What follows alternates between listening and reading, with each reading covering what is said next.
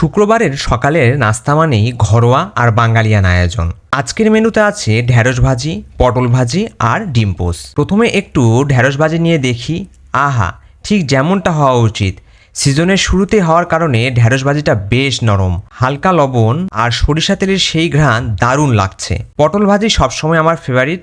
বাইরের দিকটা হালকা ক্রিস্পি আর ভেতরে নরম, সাথে ডিম পোস্ট, একদম পারফেক্ট কম্বিনেশন। শুক্রবারের সকালটা একদম জমে গেল। এমন ঘরোয়া খাবার সপ্তাহের শুরুটা সুন্দর করে দেয়। শুক্রবার মানেই একটু স্পেশাল লাঞ্চ। তবে আজ আমার গিন্নির শরীরটা একটু খারাপ থাকার কারণে খুব বেশি ঝামেলা না করে চিংড়ি মাছ আর আলু দিয়ে একটা সিম্পল কিন্তু দারুণ স্বাদের রসা বানিয়েছে, সঙ্গে সাদা ভাত। খাবারের স্বাদ তখনই বাড়ে যখন সেটাকে সুন্দরভাবে পরিবেশন করা হয়। একপাশে গরম সাদা ভাত, তার পাশে আলু চিংড়ি রসা, ব্যাস জমে গেল। চিংড়ি মাছের সাথে আলুর এই কম্বিনেশন খুব সহজ কিন্তু খেতে অসাধারণ। এখন খাওয়ার পালা। প্রথমে একটু গরম ভাত আর ঝোল একসাথে মিশিয়ে মুখে দিলাম। আহা, ঠিক যেমনটা হওয়া উচিত।